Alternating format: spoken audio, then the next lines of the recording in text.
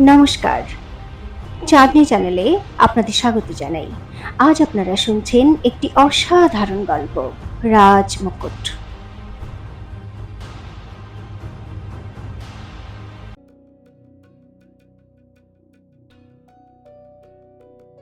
তার মানে আমার সন্দেহই ঠিক ছিল।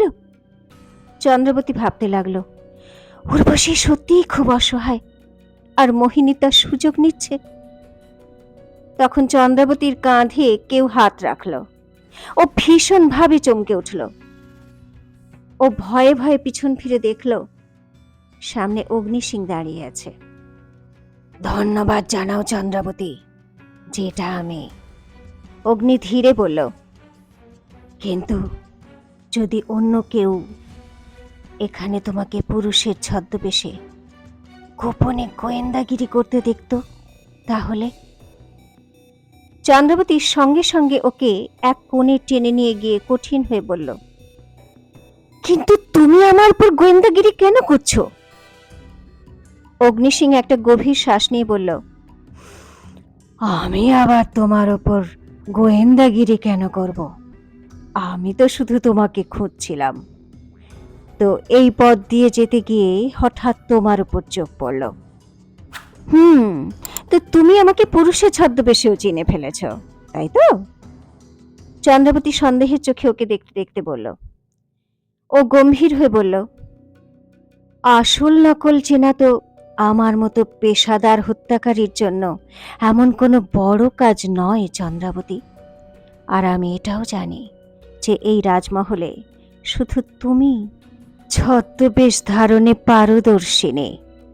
আর আমি এটাও বুঝতে পারছি যে কাল রাতের পর থেকে তোমার ব্যবহার আমার প্রতি এত রুক্ষ কেন। হয়তো আমার উপর তোমার আর কোনো ভরসাই নেই। চন্দ্রাবতী আর কিছু বলতে পারল না। অগ্নিও কিছুক্ষণ চুপ করে রইল। তারপর বলল, আমি শুধু তোমাকে কথা বলতে এসেছি যে আমি সুরমা আর ওর ভাই প্রভাতকে এখান থেকে নিয়ে যাচ্ছি। ওদের কোনো সুরক্ষিত জায়গায় রেখে রাতের মধ্যেই ফিরে আসব। এ কথা বলে ও চলে যাচ্ছিল। শোনো অগ্নি, চন্দ্রাবতী ওকে ডাকলো আর ওর কাছে এসে জিজ্ঞাসা করলো, প্রভাত এখন কেমন আছে? কাল রাত্রে খুবই আহত ছিল ও। এখন ঠিক আছে, হাঁটতে চলতে পারছে। অগ্নি চন্দ্রাবতীর দিকে না তাকিয়ে বলল, আর সুরমা কাল রাতে তোমার সঙ্গে যে ব্যবহার করেছিল তার জন্য খুবই লজ্জিত। এ কথা বলে ও দ্রুত ওখান থেকে চলে গেল। চন্দ্রাবতীও একটা দীর্ঘশ্বাস ছেড়ে সেখান থেকে নিজের ঘরের দিকে চলে গেল। নিজের ঘরে ফিরে আসা মাত্রই চন্দ্রাবতী উর্বশীর বিষয়ে কিন্নর সোনালকে যখন সব কথা খুলে বলল, তখন সোনাল একেবারে চিন্তায় মগ্ন হয়ে গেল। বেচারি উর্বশী, সোনাল দুঃখ প্রকাশ করে বলল, আমার তো ওর ওপর দয়া হচ্ছে মহারানীমা। আরে সর্বনাশক ওই মোহিনী আর ওর বাবার। আমার তো মনে হচ্ছে এক্ষুনি মহারাজের কাছে গিয়ে ওদের দুজনের সব কথা জানিয়ে দিই।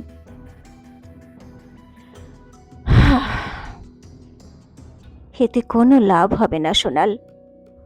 চন্দ্রাবতী দীর্ঘশ্বাস ছেড়ে বলল, তোমার বা আমার কথায় মহারাজ কেন বিশ্বাস করবেন বলো তো? উল্টে আমার দিকেই আঙুল তুলবেন উনি। উনি ভাববেন আমি রানীমহলে গোয়েন্দাগিরি করে বেড়াচ্ছি। আমার উপরে এই দোষারোপ করা হবে যে উর্বশী বীরেন্দ্র প্রতাপের সন্তানের মা হতে চলেছে। সেটা আমি সহ্য করতে পারছি না। সেজন্য আমি মোহিনীর বিরুদ্ধে চক্রান্ত করছি। চন্দ্রাবতীর এই যুক্তি একেবারেই ঠিক ছিল, কিন্তু সোনাল একটু চিন্তিত হয়ে জিজ্ঞাসা করল,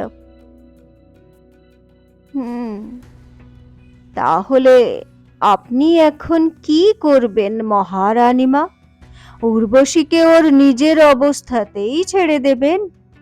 মোহিনী আর বজ্রকেতু আগে থেকেই ওকে নিজের জালে বন্দি করে রেখেছে। এখন ওরা দুজন উর্বশীর সন্তানের উপর নিজের অধিকার দেখিয়ে বিক্রমগড়ের সিংহাসন হাতিয়ে নেওয়ার ব্যবস্থা করছে। ওদের আটকানো খুবই দরকার মহারানীমা। চন্দ্রাবতী কিছু ভেবে বলল, আমাদের কাছে এখন একটাই রাস্তা আছে সোনাল, উর্বশী। উর্বশী নিজে যদি মহারাজের কাছে গিয়ে সব সত্যি কথা বলে দেয়, তাহলেই সবকিছু সম্ভব। এর জন্য আমাকে উর্বশীর কাছে গিয়ে ওকে বোঝাতে হবে, ওকে ভরসা দিতে হবে। আর এর জন্য আমি আজকে রাতের বেলা লুকিয়ে উর্বশীর ঘরে যাব। সোনাল ভয় পাচ্ছিল যে চন্দ্রাবতীর এই ঝুঁকি নেওয়া উচিত হবে না, কিন্তু ও জানতো যে ঝুঁকি নেওয়াই চন্দ্রাবতীর স্বভাব, আর ওকে আটকানো একেবারেই অসম্ভব। চন্দ্রাবতী রাতের প্রথম প্রহরেই নিজের ঘর থেকে বাইরে বেরিয়ে এলো। রানীমহলের পরিবেশ একেবারে শান্ত ছিল। অন্ধকারে নিজেকে লুকিয়ে ও উর্বশীর ঘরের দিকে যাচ্ছিল, কিন্তু তখনই ও দেখল ঘরের একটা জানলা হঠাৎ খুলে গেল, আর উর্বশী একটা দড়ি বেয়ে বাইরে বেরিয়ে এলো। এ কি করছে? চন্দ্রাবতী দাঁড়িয়ে ভাবতে লাগলো, আরে এ লুকিয়ে লুকিয়ে রাজমহল থেকে পালাচ্ছে না তো? তখনই ও দেখল উর্বশী দ্রুত মহলের ওই দিকটাতে যাচ্ছে, যেদিকে একটা পুকুর আছে। চন্দ্রাবতীর সন্দেহ হলো, আরও পা টিপে টিপে ওর পিছনে যেতে লাগলো। শাহী উদ্যান পার করে উর্বশী হঠাৎ করে পুকুরের কাছে এসে দাঁড়িয়ে পড়ল, আর এদিক ওদিক দেখতে লাগলো। নিশ্চয়ই ও কারোর জন্য অপেক্ষা করছে। দূর থেকে ওর উপর নজর রেখে চন্দ্রাবতী মনে মনে বলল, কার জন্য অপেক্ষা করছে ও? অগ্নিসিংহের জন্য নয় তো? কিন্তু ও তো সুরমা আর প্রভাতকে অন্য কোনো সুরক্ষিত জায়গায় রাখতে গেছে। তাহলে? চন্দ্রাবতী এইসব ভাবছিল, ঠিক সেই সময় অগ্নিসিংহ রাজমহলের দেওয়াল টপকে ঝোপের মধ্যে লাফিয়ে পড়ল। চন্দ্রাবতীর নজর এক পলকের জন্য উর্বশীর উপর থেকে সরে গেল, আর ও অগ্নিকে দেখতে লাগলো। ও গাছের আড়ালে লুকিয়ে নিজের ঘরের দিকে যাচ্ছিল। তখনই জোরে ঝপাং করে একটা শব্দ হলো। চন্দ্রাবতী চমকে দেখল উর্বশী পুকুরে ঝাঁপ দিয়েছে। হে ভগবান, এ কি করে ফেললো মেয়েটা? চন্দ্রাবতী ঘাবড়ে গিয়ে পুকুরের দিকে দৌড়ে গেল, কিন্তু তখনই অগ্নি পুকুরে ঝাঁপ দিল। তা দেখে চন্দ্রাবতী একটা বড় গাছের পিছনে লুকিয়ে পড়ল। উর্বশী পুকুরে ডুবে যাচ্ছিল, কিন্তু অগ্নি জলের মধ্যে ডুবে দ্রুত উর্বশীকে কোলে তুলে নিয়ে উপরে উঠে এলো। তা দেখে গাছের পিছনে লুকিয়ে থাকা চন্দ্রাবতী নিশ্চিন্ত হলো। অগ্নি উর্বশীকে চিনে স্তম্ভিত হয়ে গেল। ও ওর কোলে ওকে চেপে ধরেছিল আর ঠান্ডায় কাঁপছিল। তুমি? অগ্নি ওকে নিচে নামাতে নামাতে বলল, আর এত রাতে এখানে পুকুরে কিভাবে পড়ে গেলে? আমাকে আমাকে তোমার বাহু বন্ধন থেকে মুক্ত করো না অগ্নি। উর্বশী কাঁপতে কাঁপতে বলল, যদি মুক্ত করতেই চাও তাহলে আমাকে এই নরক থেকে মুক্তি দাও, যেখানে আমি প্রতি পলে পলে তিল তিল করে মরে যাচ্ছি। অগ্নির একটা ঝটকা লাগলো। চন্দ্রাবতীও যখন এটা শুনল, ও লুকিয়ে লুকিয়ে পুকুরের আরো কাছে এলো। তুমি কি বলছো উর্বশী? অগ্নি পিছনে সরে যেতে যেতে বলল, তুমি এক্ষুনি যাও এখান থেকে, যদি কেউ দেখে ফেলে তো? আমার আমার কারো কোনো পরোয়া নেই অগ্নি। উর্বশী ওর কাছে আস্তে আস্তে বলল, এই পুরো রাজমহলে একমাত্র তুমিই আছো যে আমাকে এই অত্যাচারের হাত থেকে মুক্তি দিতে পারে। আমি তোমাকে খুব ভালোবাসি অগ্নি, আমাকে এক্ষুনি এই রাজমহল থেকে অনেক দূরে কোথাও নিয়ে চলো। এ কথা বলে উর্বশী অগ্নিকে জড়িয়ে ধরতে চাইল, কিন্তু অগ্নি ওকে দূরে ঠেলে দিয়ে কঠিন স্বরে বলল, না, এটা ভুল উর্বশী। আমার সঙ্গে তোমার কোনো সম্পর্ক হতেই পারে না। বীরেন্দ্র প্রতাপের স্ত্রী তুমি। আমার সঙ্গে এরকম কথা বলার আগে তোমার লজ্জা পাওয়া উচিত ছিল। এখন যাও এখান থেকে। বলার পর ও দ্রুত পায়ে হেঁটে নিজের ঘরের দিকে চলে গেল। অগ্নির এই দুর্ব্যবহারে উর্বশীর চোখ জলে ভরে গেল। ও কয়েক মুহূর্ত ওখানেই নিস্তব্ধ হয়ে দাঁড়িয়ে রইল। তারপর অগ্নির ঘরের দিকে যেতে লাগলো। তা দেখে চন্দ্রাবতী গাছের আড়াল থেকে বেরিয়ে এলো আর উর্বশীর রাস্তা আটকে দাঁড়ালো। পাগলামি করো না উর্বশী, চন্দ্রাবতী কঠিন হয়ে বলল। তুমি জানো না এর পরিণতি কতটা ভয়ানক হবে? এসো আমার সঙ্গে। চন্দ্রাবতীকে এখানে দেখে উর্বশী থতমত খেয়ে গেল। কিছুক্ষণ পরে উর্বশী চন্দ্রাবতীর ঘরে বসেছিল। উর্বশীর ভিজে পোশাক পাল্টে চন্দ্রাবতীর নিজের পোশাক ওকে পরিয়ে দিয়েছিল। কিন্নর সোনাল কিছু জড়িবুটির গরম কাঢ়া বানাচ্ছিল। উর্বশী চুপচাপ নিজের মাথা নিচু করে বসেছিল। তুমি জানো তুমি কি করেছ? চন্দ্রাবতী ওর দিকে তাকিয়ে বলল। অগ্নিসিংহের দৃষ্টি আকর্ষণ করার জন্য তুমি পুকুরে ঝাঁপ দিয়ে দিলে, যেখানে তুমি সাঁতার পর্যন্ত জানো না। এভাবে নিজের প্রাণের ঝুঁকি কেন নিয়ে নিয়েছিলে তুমি? আর আর তোমার গর্ভে পালিত ওই ছোট্ট প্রাণটার কথা তোমার একবারও মনে হলো না? কিন্তু উর্বশী কোনো উত্তর দিল না। চন্দ্রাবতী অস্থির হয়ে বলল, দেখো উর্বশী, আমি তোমার বিষয়ে সব কিছু জেনে গেছি। তুমি মোহিনীর বোন নাও। ও আর বজ্রকেতু তোমাকে ঘুঁটি বানিয়েছে। না, আপনি এখনো আমার বিষয়ে কিছুই জানেন না। উর্বশী একথা বলে উঠতেই চন্দ্রাবতী ওকে চমকে দেখল। উর্বশী মাথা নিচু করে ধীরে ধীরে বলল, আর আর কৃপা করে আমার কাছ থেকে কিছু জানার চেষ্টা করবেন না। আমি আপনাকে কিচ্ছু বলতে পারবো না। কেন? চন্দ্রাবতী সতর্ক হয়ে বলল, কার ভয় তোমার? মোহিনী আর বজ্রকেতুর, নাকি অন্য কারো? কিন্তু উর্বশী কিছু বলল না, চুপ করে রইল। চন্দ্রাবতী অসহায় দৃষ্টিতে সোনালকে দেখল। সোনাল ওকে চুপ করে থাকার ইশারা করল আর উর্বশীকে গরম কাঢ়া দিতে দিতে বলল, এই নেন রানীমা, কাঢ়া খান একটু। আর একটা কথা ভুলবেন না, এই পুরো রানীমহলে যদি কেউ আপনাকে রক্ষা করতে পারেন, তাহলে তা শুধু মহারানীমাই পারেন। উনি আপনাকে যথেষ্ট স্নেহ করেন। সেজন্য যা কিছু আপনার মনে আছে সব কিছু ওনাকেই বলে দিন। উনি আপনার উপর কোনো আঁচ আসতে দেবেন না। ভাবুন, যখন উনি মহারাজ বীরেন্দ্র প্রতাপ আর রাজমাতার সামনে নির্ভয়ে নিজের বক্তব্য পেশ করতে পারেন, তখন মোহিনী আর ওর বাবা ওনার কাছে তো নস্যি। সোনালের কথায় মোহিনীর উপর কাজ হলো।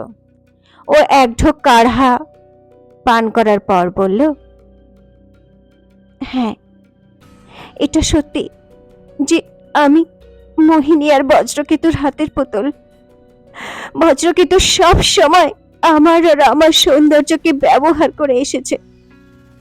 সেজন্য আমি না তো এই বিয়ে করতে চেয়েছিলাম, আর না এই বাচ্চা চেয়েছিলাম। এই রাজমহল আমার কাছে একটা কারাগার। আমি এখানে প্রতিদিন খাঁচায় বন্দি পাখির মতো ছটফট করি। আর আর একটাই প্রার্থনা করি যে কেউ আসুক আর আমার হাত ধরে আমাকে এখান থেকে দূরে কোথাও নিয়ে যাক। বলতে বলতে উর্বশী চুপ করে গেল। তা দেখে চন্দ্রাবতী বলল, আর যেদিন তুমি অগ্নিসিংকে দেখলে তোমার মনে হতে লাগলো যে এই সেই লোক যে তোমাকে এই নরক থেকে উদ্ধার করতে পারে? কারণ ও একজন বাগী, বীরেন্দ্র প্রতাপের অত্যাচার থেকে প্রজাদের মুক্ত করতে চায়। তাই তুমি সুযোগের অপেক্ষা করছিলে। কাল রাত্রেও তুমি জানালার ধারে দাঁড়িয়ে ওর জন্য অপেক্ষা করছিলে, কিন্তু আমাকে ওর সঙ্গে দেখে তুমি ভয়ে জানালা বন্ধ করে দিয়েছিলে। তুমি অগ্নিকে প্রেমের জালে ফাঁসিয়ে নিজের স্বার্থ সিদ্ধি করতে চাও। না না মহারানী মা, উর্বশী অস্থির হয়ে বলল, আমি আমি সত্যি অগ্নিকে খুব ভালোবাসি। জীবনে প্রথমবার যদি আমার মনে কোনো পুরুষের জন্য প্রেম জন্ম নিয়ে থাকে তো সেই অগ্নিসিংহের জন্য। চন্দ্রাবতীকে এখন চুপ করে থাকতেই হলো। সোনালো বিভ্রান্ত হয়ে উর্বশীকে দেখছিল। দেখো উর্বশী, চন্দ্রাবতী ওকে বোঝাতে লাগলো, এখন অনেক দেরি হয়ে গেছে। তুমি বিক্রমগড়ের মহারাজের পাটরানী, ওনার উত্তরাধিকারীর জন্ম দিতে চলেছ। এখন তোমার অন্য কোনো পুরুষের সঙ্গে প্রেম করার অধিকার নেই।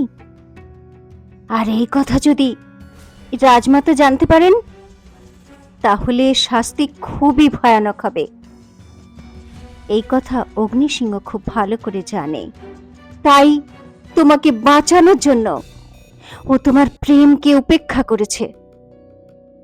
এ কথা শুনে উর্বশীর চোখ আবার জলে ভরে উঠল। চন্দ্রাবতী ওর কাঁধে হাত রেখে বলল, এরকম হতাশ হয়েও না উর্বশী, এই রানীমহলের পাটরানীদের এটাই নিয়তি। আর তুমি তো অনেক ভাগ্যবতী, তুমি বিক্রমগড়ের উত্তরাধিকারীর জন্ম দেওয়ার সুযোগ পাচ্ছ। এতে তোমার মান মর্যাদা অনেক বেড়ে যাবে। তখন মোহিনী আর বজ্রকেতু তোমার কিচ্ছু করতে পারবে না। আর আমি তো আছি, আমি সব অবস্থায় তোমাকে রক্ষা করব উর্বশী। উর্বশী এক পলকের জন্য চুপ করে গেল। তারপর ও গভীর শ্বাস নিয়ে বলল, আগে হ্যাঁ, আমি জানি শুধু আপনি আমাকে রক্ষা করতে পারেন। রাজমাতা নিজের স্বার্থের জন্য আপনাকে আমার দেখাশোনার দায়িত্ব দিয়েছেন, কিন্তু আপনার কোনো স্বার্থ নেই। আপনি সত্যি সত্যি আমাকে রক্ষা করবেন। খোদ মহারাজ বীরেন্দ্র প্রতাপও আমাকে এই কথাই বলেছেন যে আপনি ছাড়া আর কারো উপর ভরসা করা যায় না। উর্বশীর কথা শুনে চন্দ্রাবতী অবাক হয়ে ভাবতে লাগলো, সত্যি কি বীরেন্দ্র প্রতাপের আমি ছাড়া আর কারোর উপর ভরসা নেই? তার মানে এখনো ও আমার ব্যাপারে ভাবে? তখনই রানীমহলের মধ্যে কোথাও যেন একটা শোরগোল উঠল। সোনাল একেবারে উঠে দৌড়ে দেখতে গেল। উর্বশী খুব ভয় পেয়ে গেল। তো কি এই শোরগোলের রহস্য? চন্দ্রাবতী কি উর্বশীর ভরসা জিতে নিয়ে মোহিনী আর বজ্রকেতুর রহস্য ফাঁস করতে পারবে? উর্বশী আর অগ্নির প্রেম কাহিনী কি এগোবে? জানার জন্য শুনতে থাকুন রাজমুকুট, এক ঐতিহাসিক প্রতিশোধ, শুধুমাত্র চাঁদনীর সঙ্গে, চাঁদনী চ্যানেলে।